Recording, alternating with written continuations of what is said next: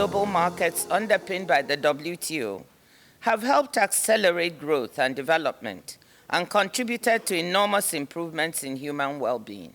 I think the most important thing people need to understand about international trade is that it impacts almost all of the hot-button issues that fuel our discourse. Whether you care about climate change, whether you care about women's economic empowerment, whether you care about bridging the inequality gaps between countries and within them, trade has a role to play, and the decisions governments make about trade have a role to play.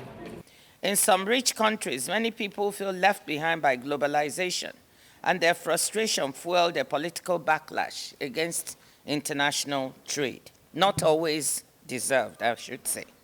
I think people often misunderstand the scale of international trade, just how much of what they interact with every day has crossed borders not once or twice, but often a dozen times, and how even small disruptions to the way that that works can have profound effects on everything from public health to inflation and what we're paying for things at stores.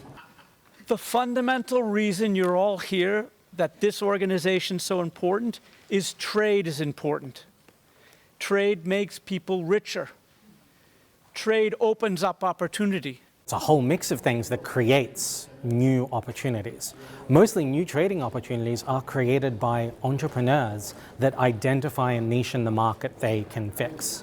Where market access, where rules, where domestic policies come in, is in clearing the field for people to take advantage of those opportunities, making sure that if you have a great idea that's doing well locally, you can access the capital that will let you go global. My name is John Abramson Ring, and I'm the Group CEO of Inter-IKEA. When Ingvar Kamprad started IKEA, it was very much a trading company. And trade has made what IKEA is today, where we can then utilize the full value chain across with a global perspective and optimize this. And that is very good for IKEA, but we also believe it's very essential for the world. There is still a tremendous amount to be gained at every level, from specialization, from trading with one another, and from a predictable trading climate.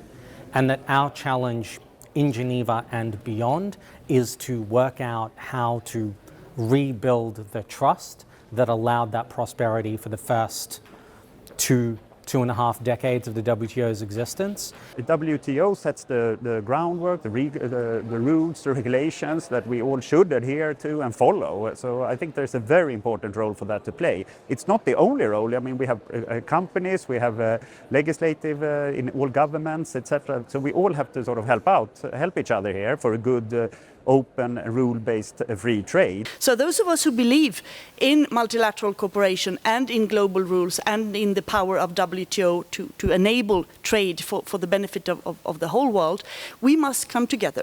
Many people who don't understand what's going on in this house think the WTO is dead or dying.